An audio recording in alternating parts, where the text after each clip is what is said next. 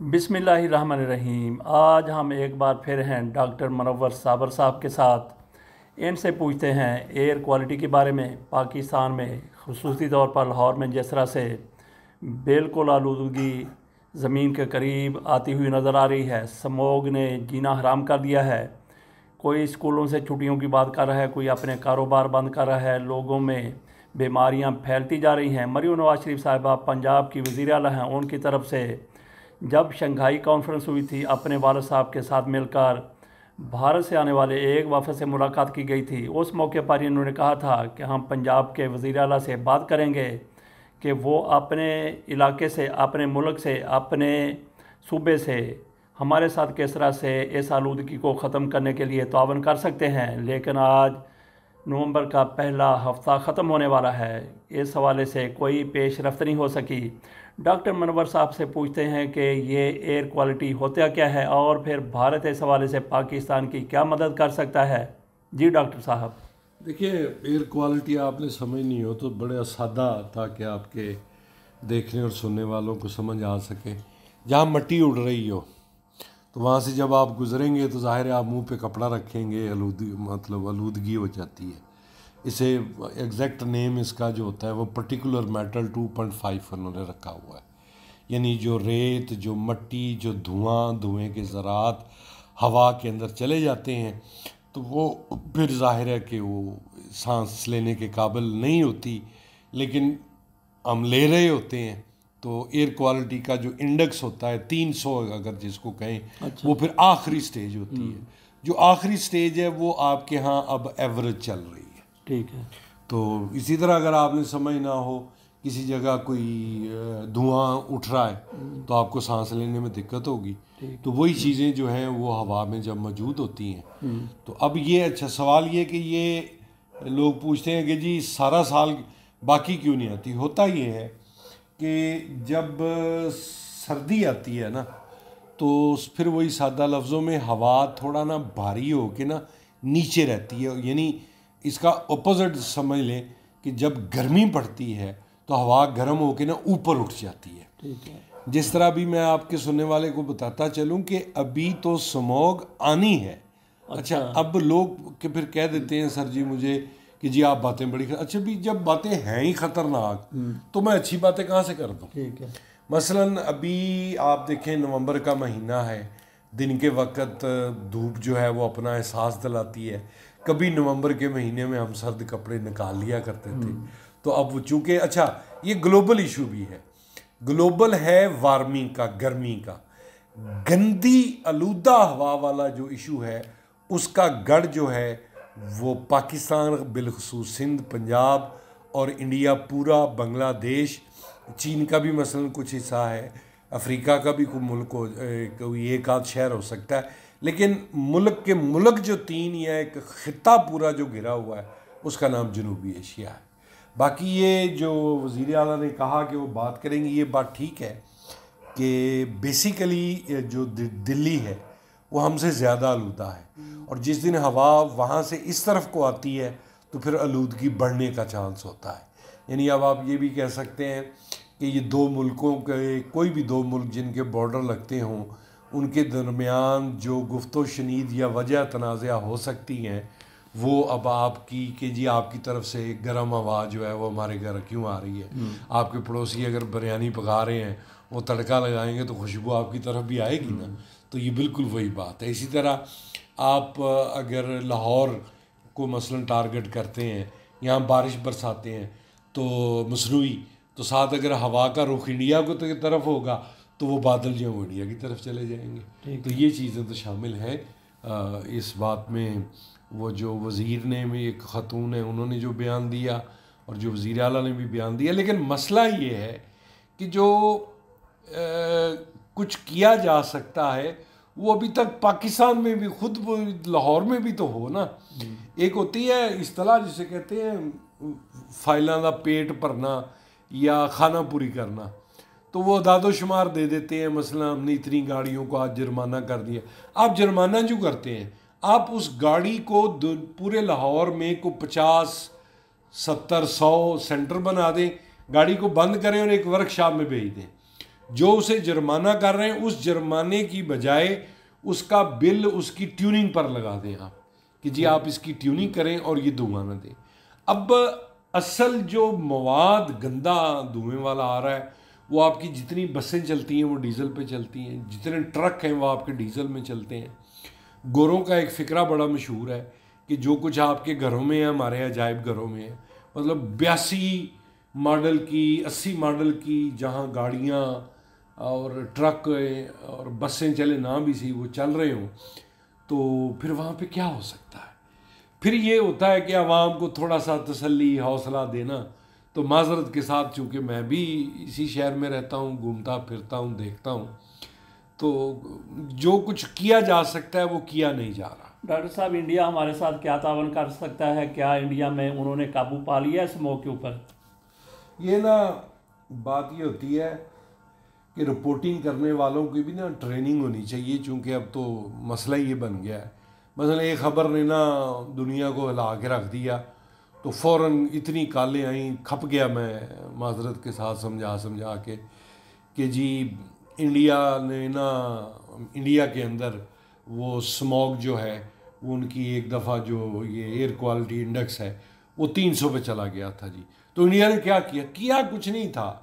सवाल ये होता है कि आप एयर क्वालिटी इंडेक्स दिन के किस वक्त रिकॉर्ड करते हैं, शहर के किस हिस्से में करते हैं और कितनी देर के लिए करते हैं। अब अगर दिल्ली में से हवा चल पड़ी तो वो उसको उड़ा के साथ जो करीबी इलाके होंगे, सराउंडिंग होंगे, वो उधर चला जाएगा पीछे थोड़ी घंटे 2-3 के लिए। हवा साफ होगी, आपने रिकॉर्ड करके कह दिया साफ होगी, तो और 2 घंटे गुजरेंगे फिर वही हाल हो जाएगा। एयर इंडेक्स के बारे में हमें ज़रा आसान सा बता दीजिए कि बेहतर आप किसको कहते हैं और बहुत ज़्यादा ख़तरनाक किसको कहा जाता है कि इतनी इसका यूनिट है? देखिए जी, उसका एयर क्वालिटी इंडेक्स को जिसको कहा जाता है कि आपका आइडियल तो जी मतलब 50 होना चाहिए। अच्छा जी। मतलब 50 तो बहरहाल होगा ना, मट्टी भी उड़ेगी या कोई दीगर चीज़ें होंगी। लेकिन अब यहाँ तो देखे ना आपके थर्मामीटर ही फट गए हैं जब 1000 को चला गया। अच्छा। अभी मैं आपको जो दिखा रहा था कि 300 जब हो जाए तो उसको वो हैजर्ड कहते हैं। क्या इसको 300 क्या नाम, क्या यूनिट का? ये 300 पर्टिकुलर मेटल 2.5 यानी मवाद। अच्छा। मवाद के ज़रात जो हैं वो हवा में इतने हो जाएं तो उसको 300 कहते हैं। ठीक है। हाँ। अच्छा, तो इंडिया के हवाले से उन्होंने क्या इकदाम किया? कोई इकदाम नहीं किया। मैं समझता हूँ कह रहे हैं कि हमारे साथ तावन करें, वो क्या तावन देखें आपको हंसी आएगी और हंसते हंसते आप रो पड़ेंगे, या बंदा रोएगा तो रोते रोते हंस पड़ेगा। इंडिया 32 लाख तकरीबन स्क्वायर किलोमीटर यानी 4 पाकिस्तान के बराबर है। तो उसमें हर तीसरे दिन उनके किसी न किसी इलाके पर, शहर पर इतने बादल बनते हैं कि अगर वो उनकी ये तरजीह हो तो वो बारिश बरसाकर उस शहर का माहौल साफ़ कर सकते हैं, लेकिन वो नहीं करते। अच्छा, यहाँ पर मैं ये भी बताता चलूँ कि चूँकि पाकिस्तान ने दुनिया को ये रास्ता दिखाया कि इसका एक तरीका ये होता है, तो शुरू में ना चूँकि हमारे यहाँ ये जो सुर्ख फीता होता है ब्यूरोक्रेसी वाले, इन्होंने ये यहाँ तक कहा था जी एक दिन फ़र्क पड़ेगा। माजरत के साथ मेट्रोलॉजिकल जो डिपार्टमेंट है, महकमा मौसमियात, उनके भी एक बंदे ने कह दिया। अब आपको याद होगा कि पिछले साल जब लाहौर में बारिश की गई थी तो बेसिकली वो बूंदाबांदी हुई थी। अच्छा। और वो बूंदाबांदी भी हवा के रुख की वजह से, ये जो गुजरांवाले की तरफ सड़क जाती है इस तरफ को, उसका रुख ज़्यादा हो गया था।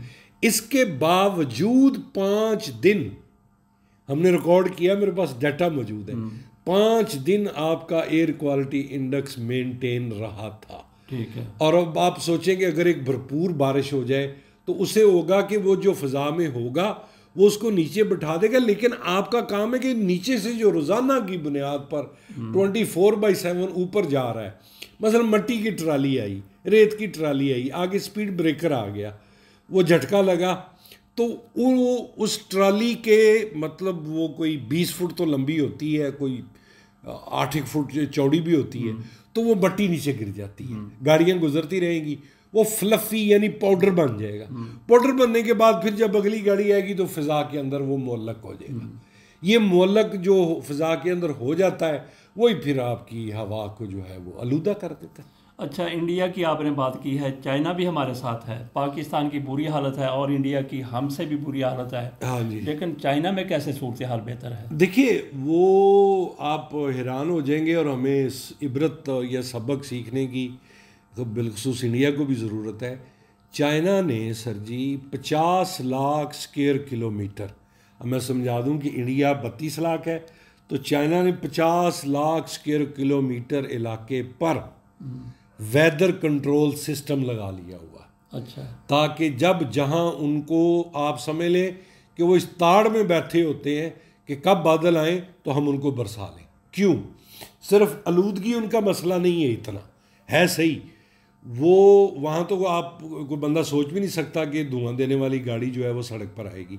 वो इससे पानी हासिल करते हैं। अच्छा। उनके दरिया जो खुश्क होते हैं होना शुरू हो गए थे पिछले साल गर्मियों में, तो वो फिर दरियाओं की रवानी को मेंटेन करने के लिए भी उन्होंने वेदर कंट्रोल स्टेशन पूरा जो है वो लगाया है कि ताकि वो अपनी ये हवा की मिकदार, बारिश की मिकदार, इन चीज़ों को काबू कर सकें।